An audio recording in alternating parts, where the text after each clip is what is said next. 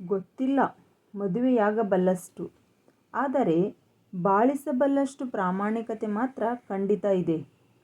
ನೋಡೋಕೆ ಅಳಿಯ ಸಂದ್ರದ ಹೀರಣ್ಣಪ್ಪನ ಹಾಗೆ ಇದೀಯಾ ಅಂತಾರೆ ಜನ. ಆದರೆ ಹಿಮವಂತನಿಗೆ ಚೆನ್ನಾಗಿ ಗೊತ್ತು, ತನ್ನಲ್ಲಿ ಪ್ರತಿಷ್ಠಾಪಿತಳಾಗಿರುವುದು ಅಮ್ಮ. ರುದ್ರಭೀಕರ ಜಲಪಾತದ ಮುಂದೆ ಬೆಚ್ಚಿ ಬಿದ್ದಂತೆ ಅರಳಿ ನಿಂತ ಪುಟ್ಟ ಹೂ ಅಮ್ಮ. ಏನೇನು ಅನುಭವಿಸಿ ಬದುಕಿದಳೋ, ಅದೆಂಥ ನೋವುಂಡು ಸತ್ತಳೋ. ಕತ್ತರಿಗಟ್ಟದ ಪರಿಚಿತರ ತೋಟದ ಮನೆ ಸೇರ್ಕೊಂಡ್ಮೇಲೆ ಅಪ್ಪ ಕೂಡ ಶಾನೇ ದಿನ ಬದುಕುಳಿಲಿಲ್ಲ. ಜನಕ್ಕೇನು, ಬಾಯಿಗೆ ಬಂದಂತೆ ಮಾತಾಡ್ಕೊಳ್ತಾರೆ. ರಾತ್ರಿಗಳಲ್ಲಿ ಅಪ್ಪ ತಲೆ ಕೆಳಗಾಗಿ ತೋಟದಲ್ಲಿದ್ದ ಮರವೊಂದಕ್ಕೆ ನೇತು ಬೀಳುತ್ತಿದ್ದನಂತೆ. ಚಿಕ್ಕ ಮಗುವಿನಂತೆ, ತೀರಾ ಹಸುಗೂಸಿನಂತೆ ದನಿ ತೆಗೆದು ವಿಕಾರವಾಗಿ ಅಳುತ್ತಿದ್ದಂತೆ. ಬೆಳಿಗ್ಗೆ ಎದ್ರೆ ಮಂತ್ರ ಹಾಕಿದ ಪದ್ಮಾಸನ ಬಿಚ್ಚುತ್ತಿರಲಿಲ್ಲ. ಆದರೆ ಮಾಟ ಮಾಡುವುದನ್ನು ತಾನಾಗಿಯೇ ಬಿಟ್ಟು ಬಿಟ್ಟಿದ್ದ ಅಂತಾರೆ. ತೀರಾ ಯಾರಾದರೂ ಹುಡುಕಿಕೊಂಡು ಬಂದರೆ ಮಾಡಿರೋ ಮಾಟಕ್ಕೆ ತಿರುಗು ಮಾಡಿಕೊಡೋನು. ಆತ ಬಳಸುತ್ತಿದ್ದ ತಾಳೆಗರಿಗಳೆಲ್ಲ ಇವತ್ತಿಗೂ ಚಿಕ್ಕತ್ತೆಯ ಮನೆಯಲ್ಲೇ ಇವೆ. ತಂದುಕೊಳ್ಳಲೇ ಅಂದುಕೊಳ್ಳುತ್ತಾನೆ ಹಿಮವಂತ್. ಏನುಪಯೋಗ, ಅಳಿಯ ಸಂದ್ರದ ಹೀರಣ್ಣಪ್ಪನ ಮಗ ಮಾಟ ಕಲ್ತ್ಕೊಂಡವ್ನೆ ಅಂತ ಮಾತಾಡ್ಕೊಳ್ತಾರೆ ಜನ. ಅವರಿಗೆ ತನ್ನನ್ನು ಕಂಡರೆ ಇವತ್ತಿಗೂ ವಿನಾಕಾರಣ ಅಂಜಿಕೆ. ಹಿಮವಂತನಾದರೂ ಹೆಚ್ಚಿಗೆ ಮಾತನಾಡುವವನಲ್ಲ. ಅವನ ಮೌನ ಮತ್ತೂ ಅಂಜಿಸುತ್ತದೆ. ತೋಟದಲ್ಲಿ ನಿಂತು ಎಳನೀರು ಕೇಳಿದರೆ ಒಂದಲ್ಲ ಎರಡು ಕೆಡವಿ ಕೊಡ್ತಾರೆ. ಬರ್ತೀರಿ ಸ್ವಾಮಿ ಅನ್ನುತ್ತಾರೆ. ತಾವೇ ಬಾಗಿಲ್ ತನಕ ಬಂದು ಕಳಿಸ್ಕೊಡ್ತಾರೆ. ಹಿಂದೆ ಏನೇನು ಮಾತಾಡ್ಕೊಳ್ತಾರೋ. ಅವರು ಅಪ್ಪನ ಬದುಕಿನ ಬರ್ಬರತೆ ನೋಡಿದ್ದಾರೆ. ಅದಕ್ಕಿಂತ ಬರ್ಬರವಾಗಿ ಆತ ಸತ್ತದ್ದನ್ನು ನೋಡಿದ್ದಾರೆ. ಕದಬಳ್ಳಿ ಸಮೀಪದ ಸಿಬಂಗ್ಲಿಯಲ್ಲಿ ಅದ್ಯಾವನೋ ಮೈಮೇಲೆ ಶನಿ ಮಹಾತ್ಮ ಬರ್ತಾನೆ ಅಂತ ನಾಟಕವಾಡಿದ್ದಕ್ಕೆ ಅಪ್ಪ ಮಟಮಟ ಮಧ್ಯಾಹ್ನದಲ್ಲಿ ಅವನನ್ನು ಅಟ್ಟಿಸಿಕೊಂಡು ದೊಣ್ಣೆ ಎತ್ತಿಕೊಂಡು ಹೋಗಿಬಿಟ್ಟಿದ್ನಂತೆ. ಹಾಗೆ ಹೋಗುತ್ತಾ ಹೋಗುತ್ತಾ ಅದೇನು ಮಂತ್ರ ಹೇಳ್ಕೊಂಡ್ನೋ, ಮುಂದೆ ಆ ಶನಿ ಮಹಾತ್ಮನ ನಾಟಕದೋನು ಸಿಬಿಂಗ್ಲೆಗೆ ಕಾಲಿಟ್ರೆ ಸಾಕು, ಗಾಳಿಯಲ್ಲಿ ಯಾವುದೋ ದೊಣ್ಣೆ ತೇಲಿ ತನ್ನನ್ನು ಅಟ್ಟಿಸಿಕೊಂಡು ಬಂದ ಹಾಗಾಗುತ್ತೆ ಅಂತ ಕಿರುಚಿಕೊಳ್ಳುತ್ತಿದ್ನಂತೆ. ಅಂಥ ಮನುಷ್ಯ ಅಪ್ಪ. ಕೋಡಿಬೆಳಗೊಳದಲ್ಲಿ ಅದ್ಯಾವುದೋ ಹೆಂಗಸಿಗೆ ಹಿಡಿದಿದ್ದ ಪ್ರೇತವನ್ನು ಬಿಡಿಸಿ ಮರಕ್ಕೆ ನೇತು ಹಾಕಿ ದಿನಗಟ್ಟಲೆ ಅದನ್ನು ಅಲ್ಲೇ ಬಿಟ್ಟು ದೇಶಾಂತರ ಹೋಗಿಬಿಟ್ಟಿದ್ನಂತೆ ಅಪ್ಪ. ಅದ್ಯಾರೋ ಅಗಸರ ಗಂಡಸಿನ ಪ್ರೇತವಂತೆ ಅದು. ಮಧ್ಯಾಹ್ನದ ಹೊತ್ತು ಯಾರಾದರೂ ಒಬ್ಬಂಟಿಯಾಗಿ ಆ ಮರದ ಹತ್ತಿರಕ್ಕೆ ಹೋದರೆ ಸಾಕು, ಕೊಳೆಯಾಗಿದೆ, ಬಟ್ಟೆ ಬಿಚ್ಚಿಕೊಡಿ, ಒಕ್ಕೊಡ್ತೀನಿ ಅನ್ನುತ್ತಿತ್ತಂತೆ. ಕಡೆಗೆ 1 ವರ್ಷವಾದ್ಮೇಲೆ ಗೂಳಿಹೊನ್ನಳ್ಳಿಯಲ್ಲಿ ಶಾನುಭೋಗರ ಮನೆಗೆ ಅಪ್ಪ ಬಂದಿದ್ದಾನೆಂದು ಸುದ್ದಿ ಕೇಳಿದ ಕೋಡಿ ಬೆಳಗೊಳದ ಜನ ಖುದ್ದಾಗಿ ಹೋಗಿ ಅಪ್ಪನ ಕೈಕಾಲು ಹಿಡಿದು ಮರಕ್ಕೆ ನೇತು ಹಾಕಿದ್ದ ಪ್ರೇತವನ್ನು ಬಿಡುಗಡೆ ಮಾಡಿಸಿದರಂತೆ. ಅಂಥ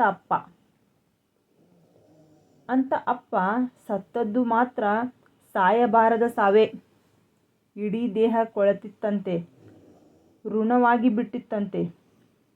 ಹಲ್ಲುಗಳೆಲ್ಲ ಉದುರಿ ಹೋಗಿದ್ದವು, ಬಲಗೈ ಸೇದಿ ಹೋಗಿತ್ತು. ತೋಟದ ಮನೆಯ ಹತ್ತಿರಕ್ಕೆ ಹೋದರೆ ದುರ್ವಾಸನೆಯಂತೆ. ಚಿಕ್ಕತ್ತೆ ಹೇಳೋಳಲ್ಲ, ಅಮ್ಮನನ್ನು ಕೊಂದ ಪಾಪ ಆತನನ್ನು ಮೈತುಂಬ ಆವರಿಸಿಕೊಂಡಿತ್ತು. ಕೆಲವೇ ತಿಂಗಳುಗಳಲ್ಲಿ ಹಾಗಾಗಿ ಹೋದ. ಪರಿಚಯದವರು ಬಂದು ಬಾಗಿಲಲ್ಲಿ ಊಟ ಇಟ್ಟು ಹೊರಟು ಹೋಗುತ್ತಿದ್ರಂತೆ. ಮನೆಯೊಳಗೆ ದುರ್ವಾಸನೆ ಭರಿಸಲು ಯಾರಿಗೂ ಆಗುತ್ತಿರಲಿಲ್ಲ. ಮಾತನಾಡಿಸೋಣವೆಂದರೆ ಹೆದರಿಕೆ ಬೇರೆ. ಕಡೆಗಂತೂ ಕಣ್ಣು ಹೋಗಿಬಿಟ್ಟವು. ತಟ್ಟೆ ಎಲ್ಲಿದೆ ಎಂಬುದನ್ನು ತಾನೇ ವಾಸನೆ ಹಿಡಿದು ಪತ್ತೆ ಹಚ್ಚಿಕೊಂಡು ಬೋರಲಾಗಿ ಅದರ ಮುಂದೆ ಬಿದ್ದು ಕೊಂಡೇ ತಟ್ಟೆಗೆ ಬಾಯಿ ಹಾಕಿ ಚಪ ಚಪ ತಿನ್ನುತ್ತಿದ್ನಂತೆ. ಮುಂದೆ ಅದನ್ನೂ ನಿಲ್ಲಿಸಿಬಿಟ್ಟ. ಮಗುವಿನ ದನಿಯಲ್ಲಿ ವಿಕಾರವಾಗಿ, ಪ್ರಾಣಿ ಉಡುಳುವಂತೆ ಉಳಿಟ್ಟು ಅಳುತ್ತಿದ್ದ. ಯಾವಾಗ ಸತ್ನೋ. ಹೆಣದ ವಾಸನೆ ವಿಪರೀತವಾದ ಮೇಲೆಯೇ ಜನ ನೋಡಿಕೊಂಡದ್ದು. ಚಿಕ್ಕತ್ತೆ ಹೋಗಿದ್ದಳಂತೆ. ಶವಸಂಸ್ಕಾರ ಮಾತ್ರ ಭರ್ಜರಿಯಾಗಿ ಮಾಡಿದ್ರಂತೆ. ಅಳಿಯ ಸಂದ್ರದಿಂದ ಹಿಡಿದು ಚನ್ನರಾಯಪಟ್ಟಣದ ತನಕ ಎಲ್ಲರೂ ಹಳ್ಳಿಯವರು ಮನೆಗೊಬ್ಬರಂತೆ ಸೇರಿದ್ದರಂತೆ. ಸಿಬಿಂಗ್ಲೆಯಂತೂ ಊರಿಗೆ ಊರೇ ಎದ್ದು ಬಂದಿತ್ತಂತೆ. ಹಿಮವಂತನಿಗೆ ಯಾವುದೂ ನೆನಪಿಲ್ಲ. ಅಳಿಯ ಸಂದ್ರದ ಕಡೆಗೆ ಹೋದಾಗ್ಲೆಲ್ಲ ಮಾಟದ ಹೀರಣ್ಣಪ್ಪನ ಮಗನಂತೆ ಕಣವ್ವ ಎಂದು ಯಾರಾದ್ರೂ ಮಾತಾಡಿಕೊಂಡ್ರೆ ಜೀವ ಹಿಂಡಿದಂತಾಗುತ್ತಿತ್ತು. ಇನ್ನೇನು ಆ ನೆಲದ ಋಣವೇ ಮುಗಿಯಿತಲ್ಲ. ಹೋದ್ರೆ ಬಿಳಿಸಾಲೆಗೆ ಹೋಗ್ಬೇಕು, ಚಿಕ್ಕತ್ತೆ ಮನೆಗೆ. ಮಾಟದ ವಿವರಗಳಿರುವ ತಾಳೆಗರೆ ತರೋಕೆ ಹೋಗ್ಲೇಬೇಕಾ? ಬಸ್ ಇಳಿಯುತ್ತಾ ತಲೆ ಕೊಡವಿದ ಹಿಮವಂತ. ಶಿವಮೊಗ್ಗಗಿಂತ ದಾವಣಗೆರೆಯಲ್ಲಿ ಬಿಸಿಲು ಪ್ರಖರ ಅನಿಸುತ್ತೆ. ಆಟೋದಲ್ಲಿ ಕುಳಿತು ಕಸೂತಿ ಕಾವೇರಮ್ಮನ ಮನೆಗೆ ಬಿಡಿ ಅಂತ ಹೇಳಿದ್ರೆ ಯಾರಾದ್ರೂ ಆ ಮನೆಗೆ ತಲುಪಿಸುತ್ತಾರೆ. ಆದರೆ ಹಾಗಂತ ಹೇಳೋದು ಹೇಗೆ? ಬೆಳಿಗ್ಗೆ ಇಡ್ಲಿ ತಿಂದವನು ಹೊಟ್ಟೆ ಹಸಿತಿದೆ ಅಂದುಕೊಂಡ. ದೋಸೆ ಹೋಟೆಲಿನಲ್ಲಿ ಕುಳಿತು 2 ಬೆಣ್ಣೆ ಮಸಾಲೆ ಎನ್ನಲು ಮುಂದಾದವನು.